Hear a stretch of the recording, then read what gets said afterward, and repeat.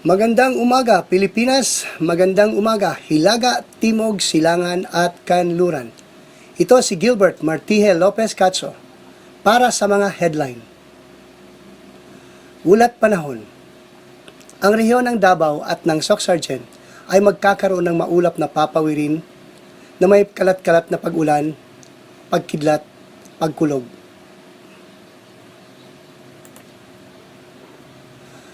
Lokal na balita.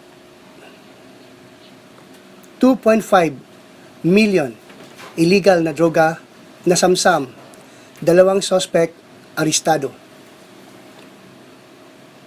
DSWD 11 naglunsad ng programa Solo para sa mga solong magulang sa Davao.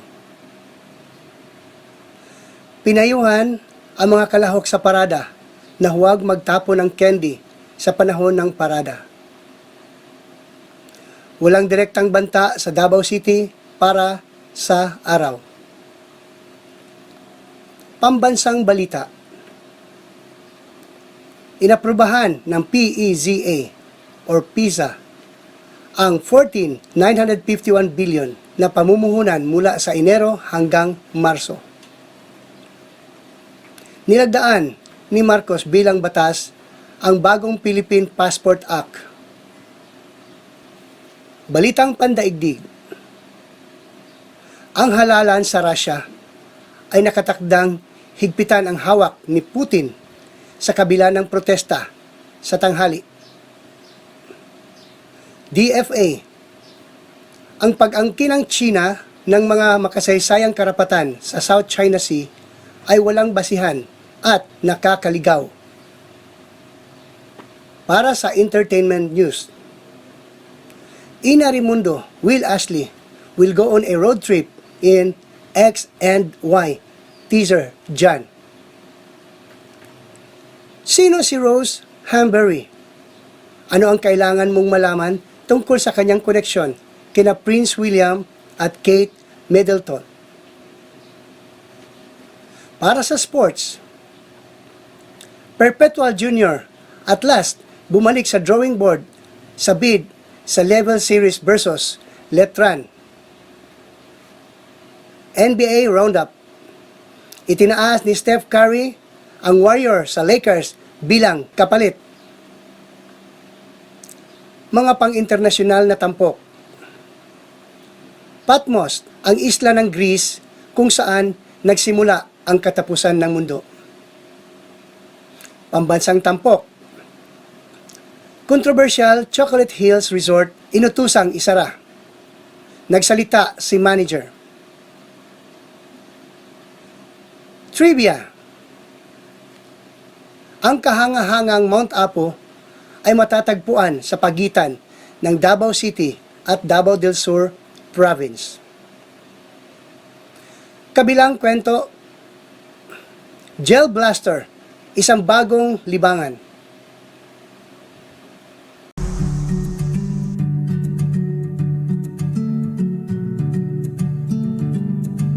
Ulat panahon. Ang Mindanao ay magkakaroon ng bahagyang maulap hanggang sa maulap na papawirin na may pulupulong mga pag-ulan o pagkidlat, pagkulog, dulot ng easterlies, localized thunderstorm. Mahina hanggang sa katamtamang hangin mula sa hilagang silangan, hanggang sa hilaga ang iiral sa silangang bahagi ng Mindanao na may banayad hanggang sa katamtamang pag-ulan ng karagatan, 0.6 hanggang 2.5 meter. Sa ibang dako, mahina hanggang sa katamtamang hangin mula sa hilagang silangan hanggang sa hilaga na may banayad hanggang sa katamtamang pag-alon ng karagatan, 0.6 hanggang sa 2.5 meters.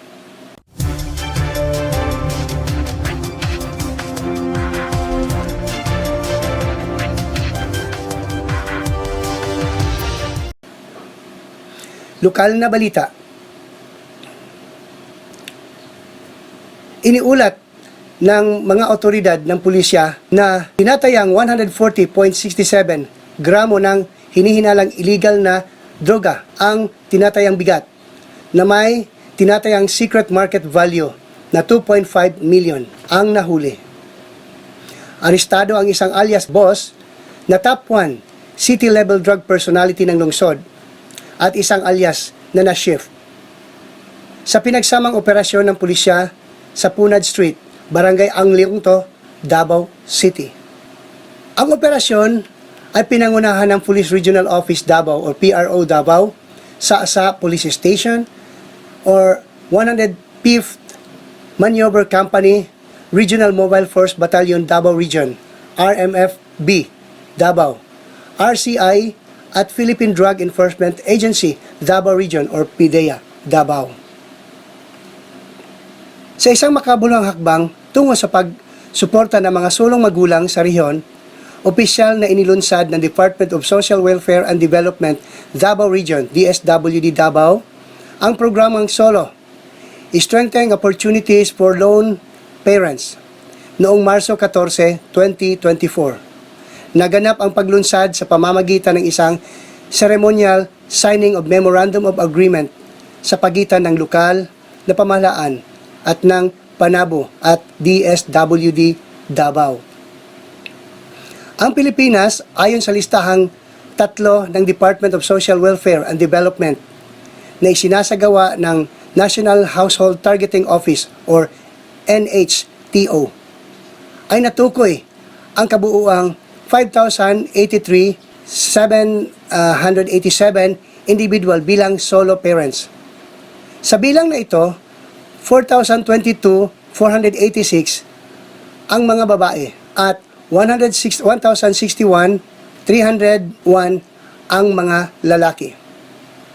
Ang Barangay New Visayas ng Panabo City ay magiging pioneer barangay sa Mindanao para sa inisyatiba.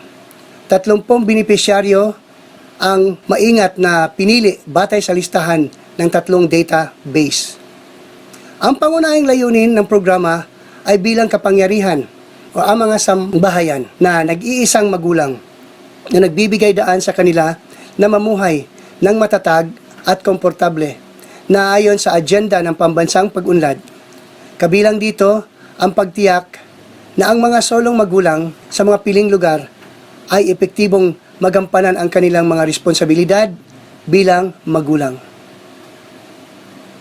Ang mga kalahok ng parada ay pinanghihinaan ng loob na maghagis ng mga candy at sa mga manonood upang maiwasan ang mga hindi kanais-nais na insidente, sabi ng event organizer.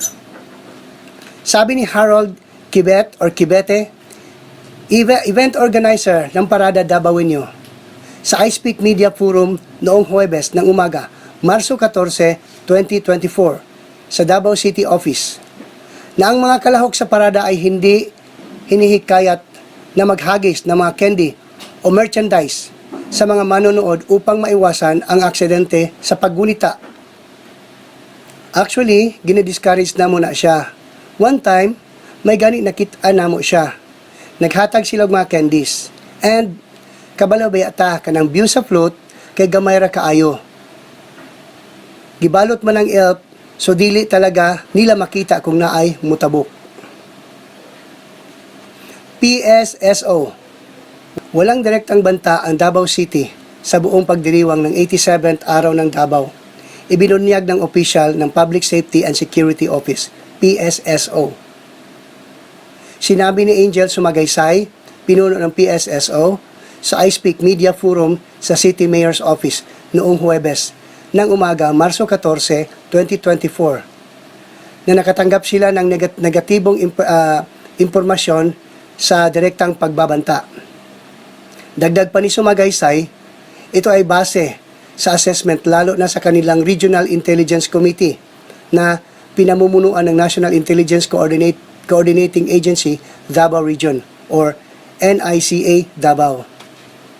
Inaasahan na ng tanggapan ang malaking bilang ng mga tao, partikular na sa mga pangunahing kaganapan ng pagdiriwang, tulad ng Parada Davaoenyo, kung saan inaasahan ang humigit kumulang 50,000 na manonood. Sinabi ni Sumagaysay na 7,050 na tauhan ang nakadeploy para sa kabuuhan ng selebrasyon. Idinagdag niya na karaniwan ay humigit kumulang 415 na tauhan ay nakadeploy para manungkulan sa mga selebrasyon kada araw.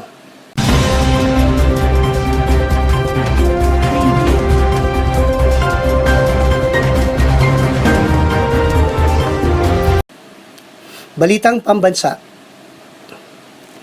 Inaprubahan ng Philippine Economic Zone Authority or PECA ang kabuuhang 14.951 billion na halaga ng pamumuhunan sa unang quarter ng 2024.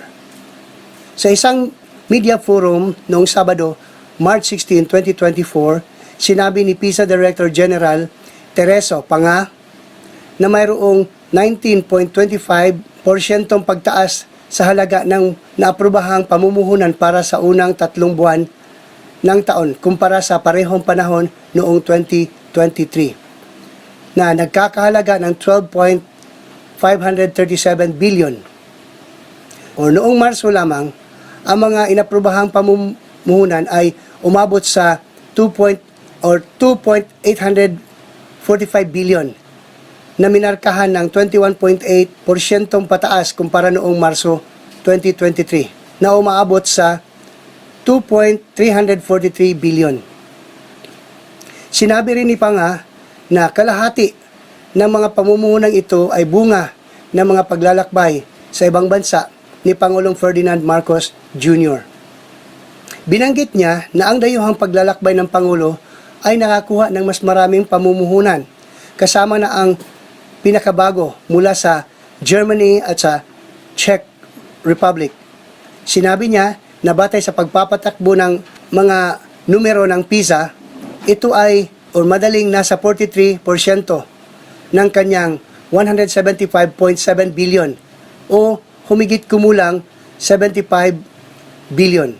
Sinabi ni Panga na nakamit ng bansa ang 25% increase investment rate o 175.7 noong 2023 mula sa 140.7 billion base sa figure noong 2022.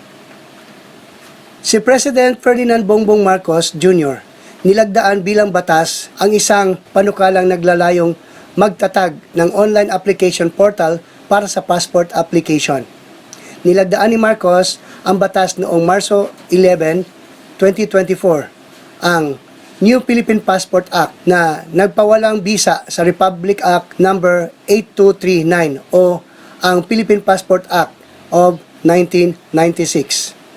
Ang bagong batas ay nag-uutos sa Department of Foreign Affairs or DFA na magtatag at magpapanatili ng online application portal at electronic one-stop shop sa madaling ma-access sa opisyal na website nito. Pinahihintulutan din ito ang DFA na magbigay ng off-site at mobile passport services sa mga lugar sa labas ng consular office at foreign service post or FSF, FSP. Ayusin ang mga akomodasyon para sa mga aplikasyon ng regular na pasaporte ng mga senior citizens person with disabilities, PWDs, buntis na kababaihan, minor de edad, may edad 7 taon gulang pababa, solo parents, overseas Filipino workers OFW, at mga individual na may emergency at exceptional cases.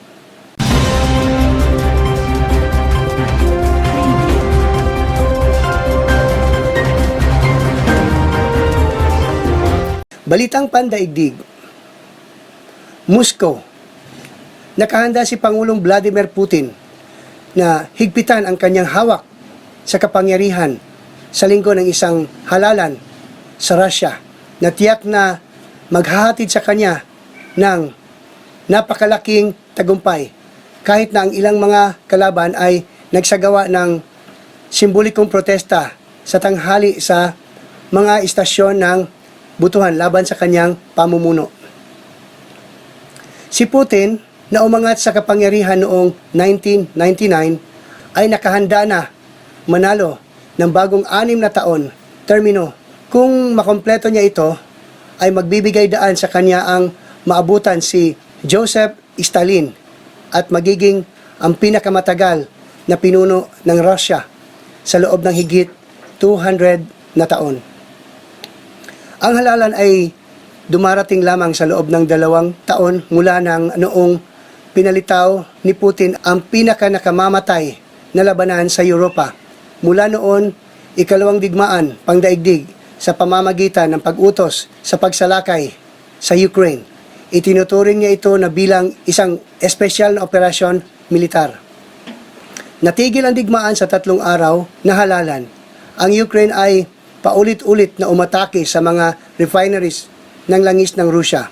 Binaril ang mga rehiyon ng Rusya at hinahangad na tusukin ang mga hangganan ng Rusya gamit ang mga proxy forces or proxy force, isang hakbang na sinasabi ni Putin na hindi pababayaan, na hindi maparurusahan.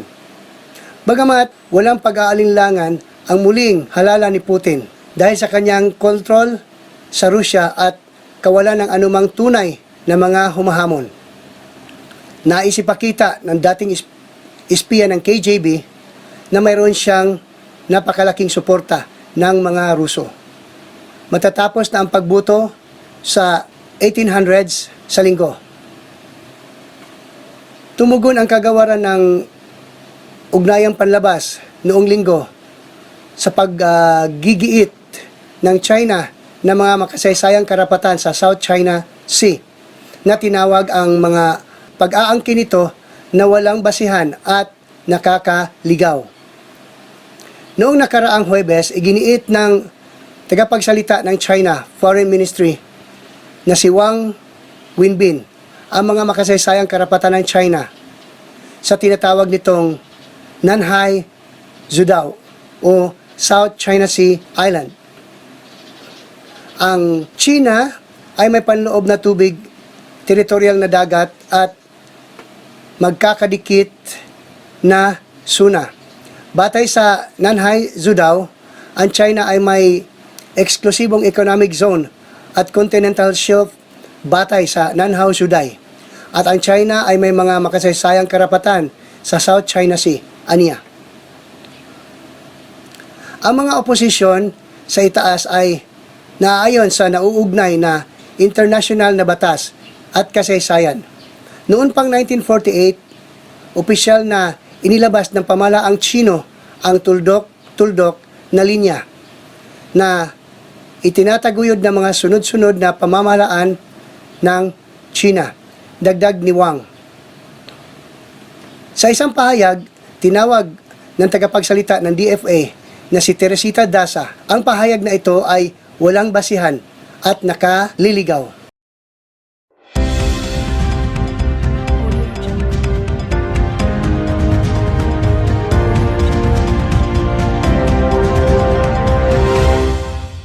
Para sa entertainment news,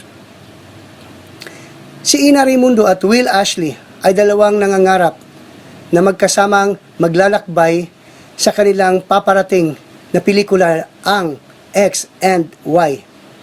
Ibinahagi kamakailan ng direktor ng pelikula na si Adolph Alex Jr. ang isang teaser ng pelikula na ipinapalabas sa mga sinihan sa Pilipinas ngayong Abril. Sa teaser, ipinakikilala si Ina bilang isang taong nabubuhay sa kanyang pangarap habang si Will ay sinusubukan pa rin mabuhay sa kanya. Nag-road trip silang dalawa at nagpapalitan ng inisyal ng kanilang mga pangalan. Ang kay Will ay X habang kay Ina ay Y. Sa nakaraang panayam ng PH, sinabi ni Ina na may kissing scene sila ni Will sa pelikula. As what she thought about being paired with someone so much younger than her, the actress said, "The concerned about the two of them looks like a mother and son." Pero, after seeing pictures of them together, sinabi ni Ina na posibleng gumana. Kasalukuyang nahaharap sa kontrobersya ang British royal family sa gitna ng kawalan ng publiko ni Kate Middleton, ang Princess of Wales, kasunod ng operasyon sa tiyan noong Enero, at ang kaguluhang nakapalibot sa na-edit na larawan ng pamilya na inilabas noong Mother's Day sa United Kingdom. Habang ang mga haka-haka sa kalusugan ni Kate at ang estado ng kanyang kasal kay Prince William, ang prinsipe ng Wales ay patuloy na nagkakalat online. Isa pang pangalan ang kasama sa larawan, Rose Humbury, sa iniugnay sa tagapagmana ng trono ng Bretanya. Kaya sino si Rose at paano siya konektado sa prinsipe at prinsesa ng Wales?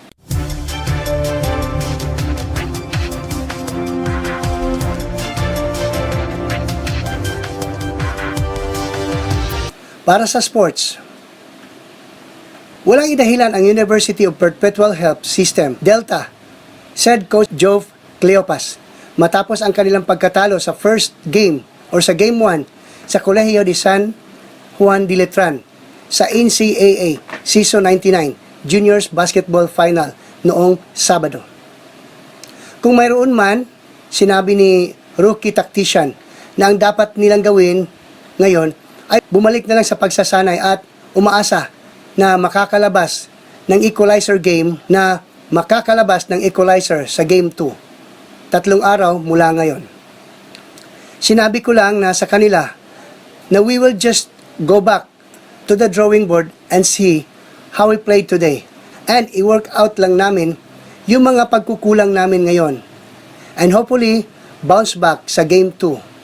Cleopas told GMA News Online in isang panayam sa takong ng kanilang 97-80 pagkatalo sa PhilOil Eco Oil Center.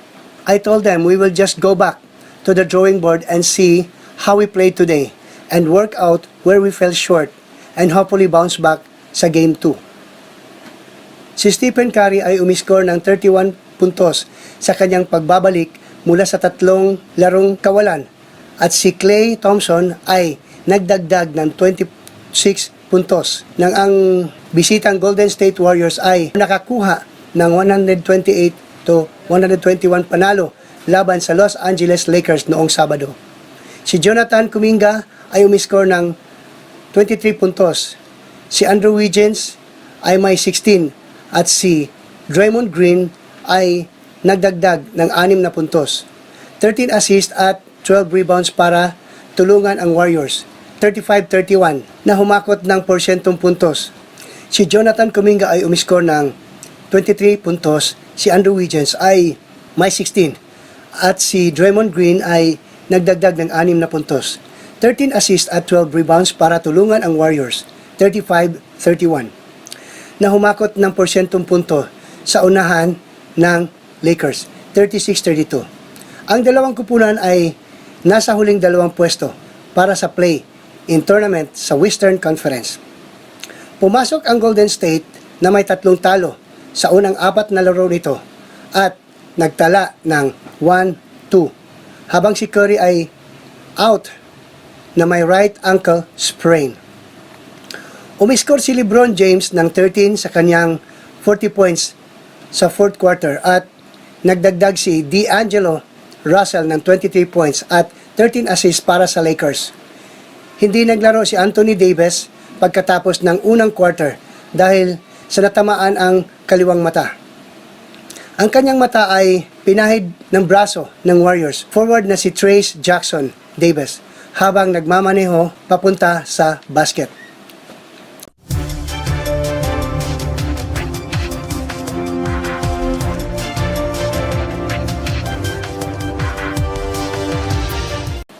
Mga pang-internasyonal na tampok.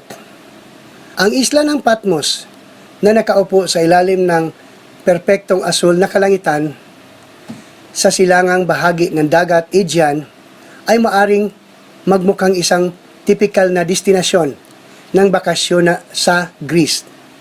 Ngunit hindi. Doon nagsimula ang katapusan ng mundo. Hindi sa ulaan mo yon. Naglakad sa palikulikong landas sa gitna ng isla kung saan ang isang inaantok na pari ay nag-aalaga ng isang souvenir stall. Gayunpaman, ito ang lugar kung saan umusbong ang mga malademonyong pangitain ng pangwakas na pagbagsak ng sangkatauhan na nagbigay inspirasyon kay St. John na isulat ang aklat ng pahayag na bumubuo sa mga huling pahina ng Bagong Tipan at nagbibigay sa Biblia ng mga pinakakahangahangang paglalarawan nito. Dito ang kapilya ng Griego Ortodokso ng Saint Anne na itinayo noong unang bahagi ng ika-17th siglo ay lubusang nakapaloob sa yungib kung saan sinasabing si Juan ay nakakita ng mga pangitain na binigyang kahulugan niya bilang ang huling paghatol. Lokal na tampok. Nagdulot ng debate sa social media kamakailan ang isang resort na matatagpuan sa Barangay Libertad Norte sa Sabayan, Bohol na tinatawag na Captain's Peak Garden and Resort kung saan marami ang nagsasabing sinisira nito ang kagandahan ng kalikasan, particular ang iconic na Chocolate Hills. Kasunod nito, sinabi ng mga otoridad na iniutos nila ang pansamantalang pagsara or pagsasara ng resort.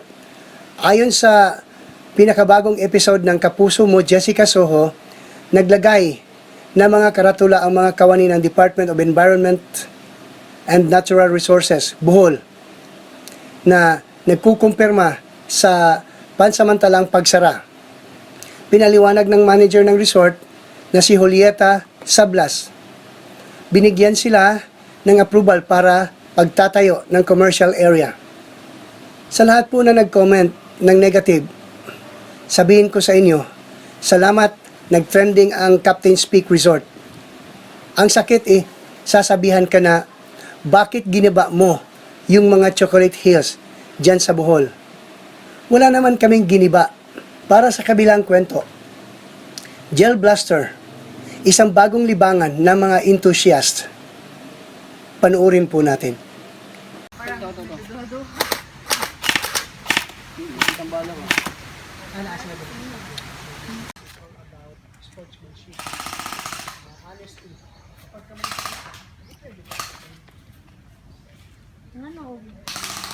Tara! Ayun, Tilisa. Nakuha na po. Very good. Yehey, they are done.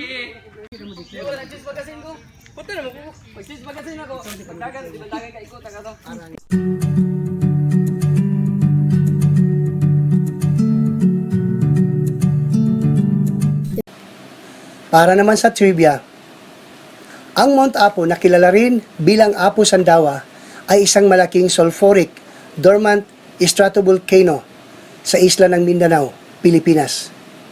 Sa elevasyon na 9,692 feet above sea level, ito ang pinakamataas na bundok sa Philippine Archipelago at ang ika-24 na pinakamataas na tuktok sa isang isla sa Earth. Ang Mount Apo National Park ay itinatag noong 1936. Ito ang tahanan ng mga bihirang Philippine Eagle at nagtatampok ng maraming mga taluktok at lambak. Yan lang po para sa mga balita. Please like, share, subscribe, and click the bell button para maging updated po kayo sa Pinoy Rob News Channel. Ito si Gilbert Lopez Martije Catso, ang inyong host. Magandang umaga.